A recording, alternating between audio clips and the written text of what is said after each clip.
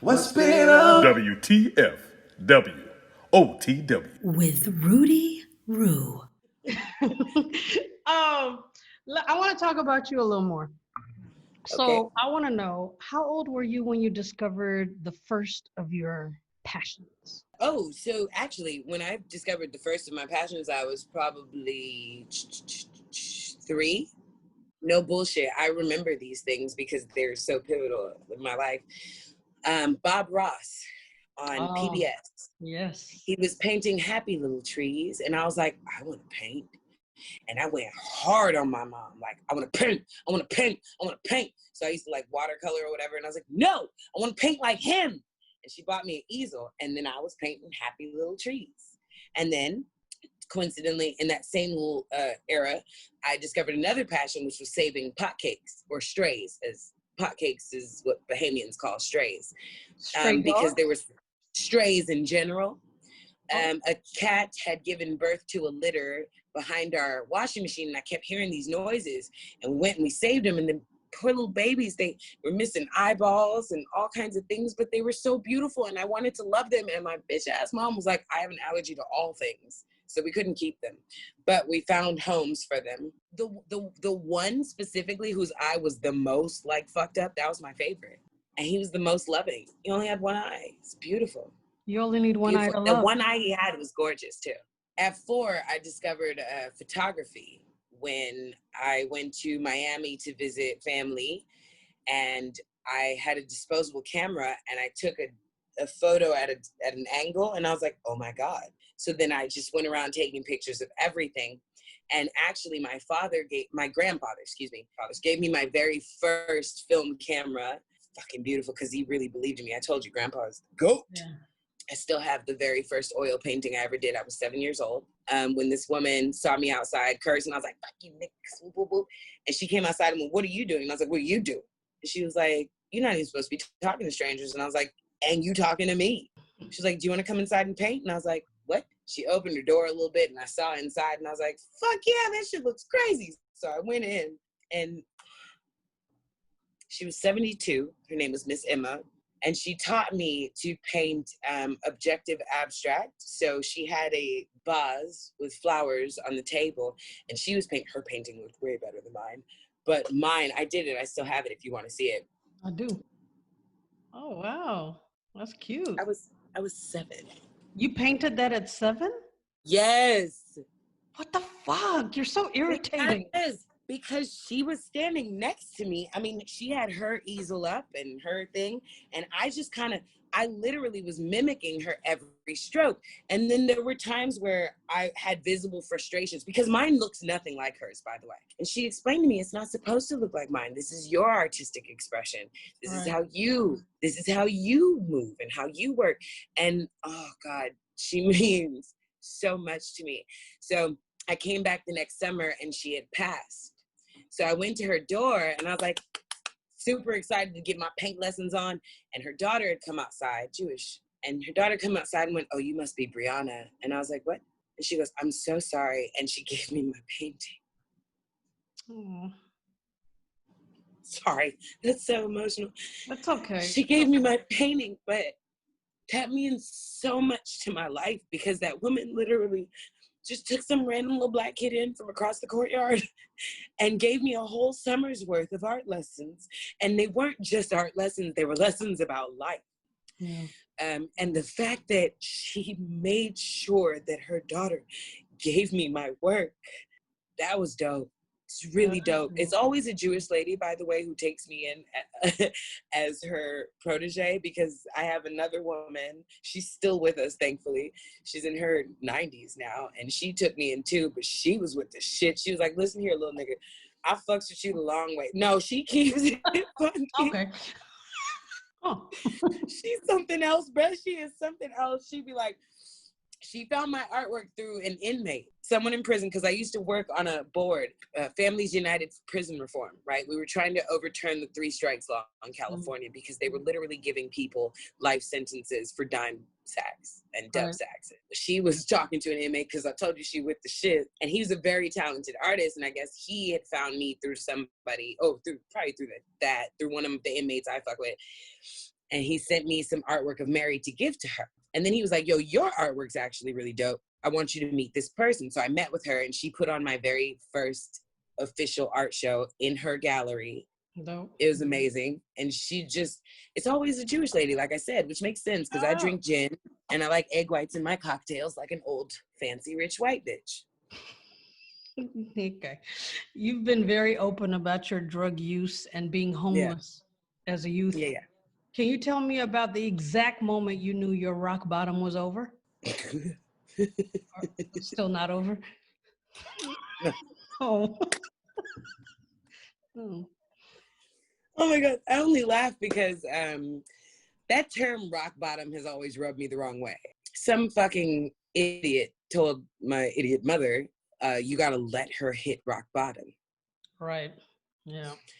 Which fucked my world. I now granted I was on drugs, so I really like flashed on my mama. That means if you're also a strong person, that it's like the suffering has to last way longer. This is what I'm saying. I was going apeshit because you don't know how low somebody's rock bottom is, especially when they're strong enough to be on the street at 12 and fucking survive. Why would you actively send me into the world so it could potentially swallow me? That's crazy. But so you're on the street at 12. Yeah. But why? I come from chaos. So emotional. I come from two children who didn't know what the fuck they were doing. I come from selfishness. I come from confusion. I come from cultural differences. I come from someone with a lack of parenting who had abusive parenting. I come from someone else who was just a young, dumb kid. My thoughts were, if somebody's going to hurt me, I'd rather it be a stranger. When the first time my mother told me to get out, I didn't think she was serious, but she literally pushed me out and closed the door behind me and locked it after she done ripped my shirt open and I'm in my socks and my PJs like a little baby. And I was like, wait, is she for real? I rang the doorbell a few times. She didn't open it, so I left. Because what the fuck else would a child do? So I walked crying in the night through the street, and I got to this this spot within the city where it's actually a known rape spot, and I didn't know that at the time, but I could hear voices under the street, and I thought at the time, God bless it, because I was a baby, I thought it was demons or something. Yeah, of course. So I just started booking it. What I didn't know is that people used to get high under that road, and they would actively drag women down there and rape. Also, I've never been further than this, because my school's right here. I don't know where else to go. I don't even know where we are because my mother's a runaway. So she kept moving us to places where we had no one and nothing. My thought process was, fuck, what am I going to do? She's not going to open the door. Maybe I'll just sleep in the driveway. So as I'm walking back, I hear the familiar sound of this car that I knew because it lived on my block. She was my best friend's mother who ran the dope house. And she pulled over and showed me an act of kindness and love. And she was like, get in the car. What are you doing? And I told her, my mom kicked me out, and she laughed as an adult would and was like, no, your mom's just tripping. She's a little crazy, but don't worry about it. Mind you, the crazy bitch is telling me my mom is crazy. I didn't see this bitch chase niggas down the street with screwdrivers, knives, and 40 ounces. Like, she goes, you got to go home. I was like, no, I don't want to go home. She doesn't want me. She doesn't love me. Please take me with you. She took me home. When I got home, I rang the doorbell. My mother answered the door, snatches me in the house, proceeds to beat my ass, and tells me I had no business leaving. Oh, so that was her way of trying to put you on a timeout on the porch or something? The hell?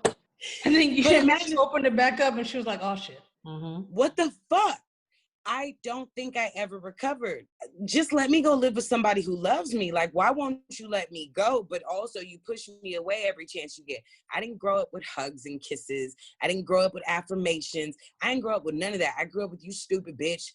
Get this motherfucker. I grew up with her actively tossing my room like it was a jail cell for no fucking reason.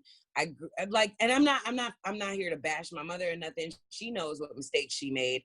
A lot of them she tries to pretend didn't happen. She has apologized for some of it. And I'm not, it is what it is. I'm not trying to hold it against her or anything. That's just what it was. I ended up moving into that dope house. I lived in the closet. I didn't really understand how drugs affected people because I was so fucking young. But that same woman tried to sell me for dope at one point. Well, that's the psychology and the mindfuck of it all, right? I remember one time, like, I came in the house, right? Because I used to I was a hustler for the household because her daughter lived there, my best friend, and we didn't have no water at one point. So the drug business was not popping over there. Well, they were getting high on their own damn supply too. And it's just, Oh, but I knew the local drug dealer. He was my friend, and he used to let me taste test his dope to make sure it wouldn't kill his customers. wait, what? Oh no. Sorry. Yeah, I didn't realize like how fucking dangerous that was at the time. But as a payment, he'd give me a teener, which was equivalent to like $120 worth at the time. So I would take some back to the dope house, give to her. I would tell her I only got 60, and I would sell the rest so that I could have money to buy her daughter shampoo, my best friend, and food and things, you know? Wow. And you were 12? Between 12 and 15. I still talk to her, the best friend, by the way. Well, that's good. I mean, she was suffering too. Yeah, no, she was suffering far more than me, honestly. That's crazy. Damn. Far more than me. I think part of the reason I stayed at that house, because I could have moved on to a different one, but I stayed at hers because she was there. She wasn't going to make it if she left. I mean, I love that girl. I will love that girl for the rest of my life. I love that girl. It's difficult to talk to her sometimes only because it brings back memories, but she did the most selfless thing I've ever seen. At that time, she started a fight with me one day. She accused me of stealing, which I don't do from people. She told her mother that I stole some dope, and the boy that I was like in love with, he backed it up because I think he was actually the one who stole it. But she did that so that I would get kicked out because she didn't want me to go through that with her anymore. She wanted to spare you. But she tried to fight me, which fucked my soul up because she really wanted me to hit her, and she knows how crazy I am, and she hit me, and I just looked at her like, what are you doing? Please don't do this. Yo, leaving her was so fucking hard. Because I swear to God, I didn't think she was going to make it. And when we first met, we did the blood in, blood out shit. Like, we pricked our fingers together so we could be blood sisters. I never stopped feeling guilty about leaving her. I mean, she's good. She's as good as she can be. She's okay. Fuck, man, that shit hurt. Well, she was lucky to have you then. So. Sorry. Nah, Sorry. It's okay. I mean, you know, can't be hard all the time. Whoop whoop. I fucking love you, bro. Thank you for listening. You ain't got to go home, but you got to get the heck up out of here. Please be a friend. Tell a friend. Subscribe. Do something with your laugh. Catch you next week on WTFWOTW with Rudii Roo.